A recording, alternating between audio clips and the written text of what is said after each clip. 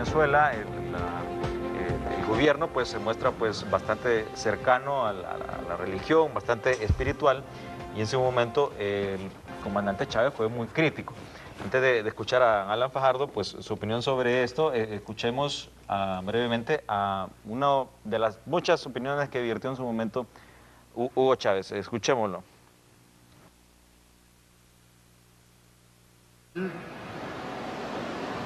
Nos acusa a nosotros, a mí me acusan de patrocinar el terrorismo. Son ellos los que patrocinan el terrorismo. Aprovecho para condenar de nuevo, desde el fondo de mi alma y de mis vísceras, desde el fondo de mi alma y de mis vísceras, desde el fondo de mi alma y de mis vísceras, al Estado de Israel. Maldito seas, Estado de Israel. Maldito seas, Estado de Israel. Maldito seas. Terroristas y asesinos.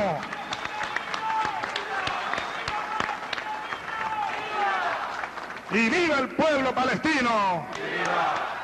Pueblo heroico, pueblo bueno. Bueno, ahí estaba lo que decía en su momento Hugo Chávez, que recordamos que para el catolicismo el pueblo de Israel es el pueblo de Jesús, y es el que cuida y el que y el que pueblo, crucificó a Jesús. Sí, ¿Verdad? No hay que olvidar nunca. Era el pueblo del que pertenecía a Jesús, pero fue el que lo crucificó. Sí, algunos dirían que fueron los romanos. Pero, en fin, ¿cómo valora este? Porque prácticamente vimos en Hugo Chávez un cambio de posición así tan extrema, y claro, ya al final de su vida pidiéndole perdón a Dios, era una persona rezando, siempre fue muy cercano a Dios. Sí. Siempre fue muy religioso. Siempre fue muy religioso. Yo recuerdo que cuando la coyuntura de que cayó detenido después de la intentona de insurrección cívico-militar, un general, ahora general, le entregó un Cristo del que no se ha despegado, ¿verdad? Desde antes de ganar las primeras elecciones, él se aferraba a ese Cristo, que no me recuerdo cómo se llama esa figura de Cristo, ¿verdad? Así como tenemos el de Esquipula, nosotros, allá en Venezuela tienen un Cristo, ¿verdad? Que en la figura tiene un fondo azul, como lapislázuli. Entonces él se ha aferrado a esa figura de Cristo, y en Honduras fue también, su último Twitter, estoy aferrado a Cristo, ¿no? Exacto, sí. Sí, él vivió, es una vida muy cristiana. Siempre tuvo formación religiosa. Sí, pero yo creo que es lógico que cuando... ¿Fue monaguillo cuando era niño? También, sí, igual que yo. Aquí es mucho hemos sido Fidel también. Fidel, que tuvo formación jesuítica, ¿verdad? Entonces, siempre fue religioso él, y desde la religiosidad... Yo recuerdo que en una Semana Santa, la primera Semana Santa que mi familia pasó en Tela, nos teníamos que trasladar en carro de Tela Nueva a Tela Viejo, ¿verdad? Y por andar en carro en Viernes Santo nos gritó la gente por donde íbamos, judíos, y nos atacó con piedras el carro, porque en esa época no se podía andar en carro. El Viernes Santo no se podía comer carne, no se podía hacer una serie de cosas consideradas mundanas, y en el cristianismo, en la tradición cristiana, ha habido mucho, no antisemitismo, pero sí en contra de los judíos, porque se les cobra el haber matado, crucificado a Cristo, ¿verdad? Que pudieron haberlo salvado porque Poncio Pilatos les preguntó, ¿verdad?, a los judíos que a quién salvaba, a Barrabás, o que era un delincuente supuestamente, ¿verdad? O a Cristo, y los judíos dijeron, a Jesucristo, libera a Barrabás y crucifica a Jesucristo, ¿verdad? Y entonces el pueblo cristiano tiene como que le cobra, ¿verdad?, a los judíos, pero también está el crecimiento, que es injusto condenar a todo el pueblo. Alan, pero también está el crecimiento de estas sectas fundamentalistas que hacen ver al Estado de Israel como el pueblo elegido, que es una tesis totalmente anticristiana, de hecho, y es una tesis totalmente... Con la que rompe Jesucristo. De hecho. Porque sí, la religión judía se consideraban que era el pueblo elegido. Y es una negación, ¿quién rompe hasta con eso? de la doctrina. Es Jesucristo. Es una negación de la doctrina misma cristiana, pues el hecho de alabar al pueblo de Israel. Fíjate que yo tenía un amigo de secundaria, Carlos Poza, un ingeniero químico ahora, una gran persona, que él iba a una iglesia, fíjate, ¿sabes cómo se llamaba la iglesia? Camino a Damasco se llamaba. Fíjate cómo preparan a la gente, estoy hablando de hace 20 años, porque ahorita los norteamericanos y el proyecto sionista israelí está camino a Siria, ¿no? Está tratando, y eso es Damasco, ¿va? Tiene toda una concepción, de Siria. tiene toda una concepción, ¿verdad?, de dominio del mundo, ese sionismo que controla el Estado de Israel y que ha avasallado pueblos completos. En esa misma conferencia, Libia, y lo van a hacer con Irán, ¿verdad? Lo han hecho con los vecinos, los palestinos, permanentemente. En esa misma conferencia Chávez mostró fotos de niños, ¿verdad?, víctimas de los bombardeos israelitas.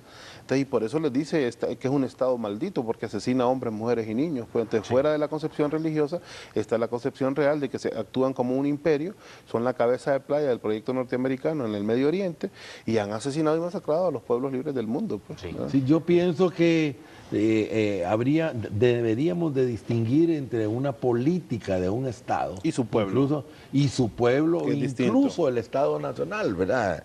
Yo creo que en Israel y Palestina deberían de reconocerse ambos, ¿verdad? Es cosa que no aceptan el ala más radical liderada por Hamas, no acepta en Palestina, y el ala más radical de Israel no acepta a Palestina tampoco, ¿verdad? Bueno, pues causó mucha controversia esa situación en ese momento y bueno, siempre se continúa especulando sobre la muerte de Chávez. Se está instrumentalizando, Marvin, eso se está instrumentalizando de una forma negativa. A mí me han llegado muchas cadenas de gente que dice, Chávez se quejó de Israel y murió de cáncer, no sé qué. Sí, ¿verdad? Que hasta fue por eso que le dio cáncer, no fue la CIA, bueno, o sea, hay muchas especulaciones. Lo cierto es que en Venezuela, pues la campaña política está al rojo vivo y ya pues hay muchos ataques, por así decirlo, políticos de la oposición a Maduro y Maduro a la oposición. Recientemente incluso Nicolás Maduro se refirió a Enrique Capriles como Hitler. Escuchemos lo que dijo Ricardo Maduro durante el fin de semana. De persecución, una campaña xenofóbica, de odio, de desprecio. Y lo digo, señora fiscal general, querida Luisa Ortega, nosotros y yo lo digo en este momento como jefe de Estado,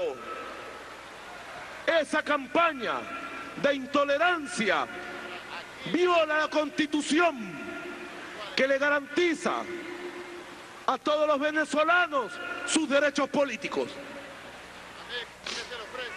Hay que pensar en acciones para ponerle freno a la intolerancia fascista de estos herederos de Hitler. Así lo digo. Y hay una campaña contra los médicos, las médicas cubanas, contra la Cuba antiimperialista, contra la Cuba anticolonialista. Y nosotros a esa campaña le salimos al paso. Bueno, escuchamos a Maduro refiriendo a Capriles como fascista, heredero de Hitler. Heredero de Hitler. Heredero. Si no le da el nivel de Hitler, ¿verdad? Jamás. Heredero de Hitler. Ahora, vemos que estas campañas en Latinoamérica son así, uno acusa al otro de llamar a la violencia y viceversa. Entonces, cobra importancia un proceso transparente, en el sentido de que si no hay un proceso transparente, puede realmente haber una crisis social sin precedentes en Venezuela. En Venezuela se está utilizando el voto electrónico. En Honduras, algunos partidos como el PAC, incluso la Alianza Patriótica y el mismo Libre, incentivan a que se aplique el voto electrónico que ya está dentro de la propia ley electoral en Honduras. ¿Cómo considera usted en Venezuela el panorama en el sentido de que estas elecciones gozan de la confianza nacional e internacional y la utilización de ese sistema, de ser exitoso, cree que en Honduras debe aplicarse para que partidos como Libre, el PAC, la Alianza Patriótica, partidos nuevos, puedan de alguna manera romper lo que el mismo Manuel Zelaya denunció en su momento, que hay desorden, fraude y corrupción en las elecciones? Yo vengo de estar varios días allá en Caracas, estuve cerca de 10 días allá, y te puedo decir primero que Maduro lo acusa de fascista a Capriles por usar unos métodos, unas técnicas, Alan, que realmente nos recuerdan a la forma de campaña de las juventudes pardas. Fíjate que este martes... De las camisas pardas, ¿no? Que este martes ya hicieron unas marchas en 19 estados de Venezuela. Capriles convocó con antorchas, ¿verdad? Con antorchas de fuego. En la noche, sí. Y con camisas pardas, efectivamente, ¿verdad? Haciendo un parecido a esta campaña que impulsaba Goebbels, de los fascistas italianos, pero que reprodujeron los alemanes. Y te acuerdas vos que fuiste testigo también, y víctima del golpe de Estado en Chile. En Chile también. Los fascistas en Chile usaban... Patria y Justicia, sí, los Patria y Justicia. Comando Rolando Mata y Patria y Libertad. Patria y Libertad, ¿va? Sí, que eran todas esas dos organizaciones, una del Partido Nacional. Entonces, por eso es que lo acusa Marvin de fascista. Entonces, con el tema del voto electrónico, sí es interesante saber que aquí en Honduras habemos 6 partidos de acuerdo con el voto electrónico, y solo hay 3, el Partido Liberal, el Partido Nacional y la Democracia Cristiana, que se oponen, porque saben que se cae el juego, ¿no?, del fraude electoral para mantenerse en el poder. He sido testigo también de cómo funciona esa herradura, ellos le llaman el sistema de la herradura del voto electrónico, y quisiera comentar, porque es importante saber el nivel de transparencia que ese método confiere a los procesos electorales.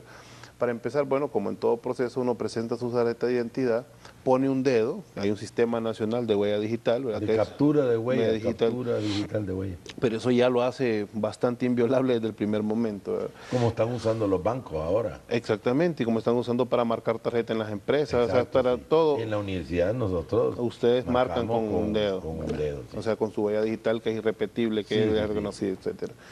El tema es que te entregan, bueno, vas a las pantallas donde marcas, digamos, para presidente, quiero votar por Xiomara, por ejemplo. Entonces te pregunta, ¿estás seguro que quiere votar por Xiomara? Sí. Entonces te pasa al otro, por los candidatos a alcalde, ¿estás seguro que quiere votar por Rafael Barahona? Bueno, marcas, sí.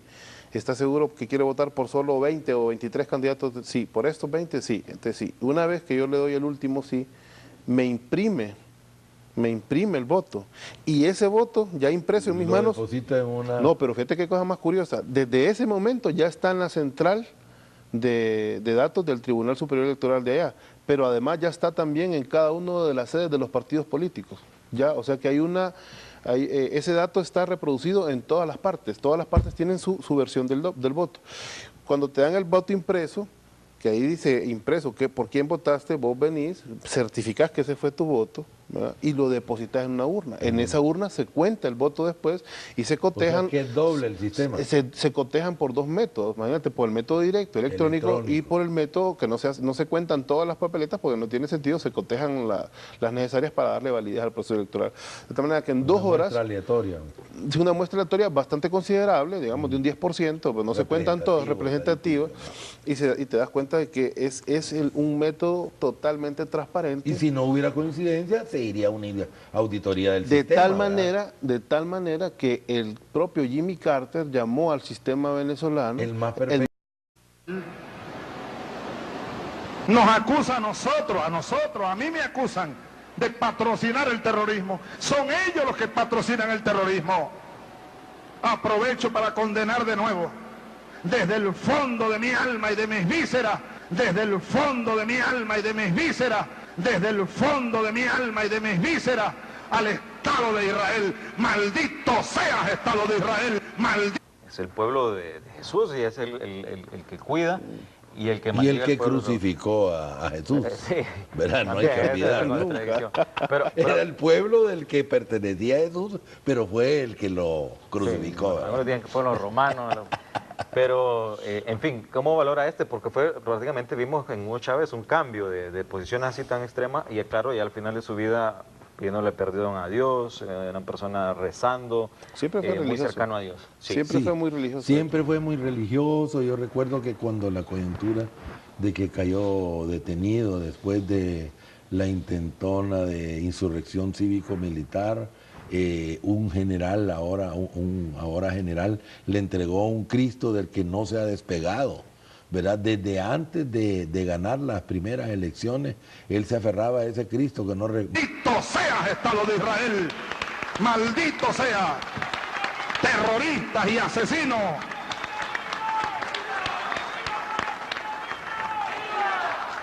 Y viva el pueblo palestino. Pueblo heroico, pueblo bueno.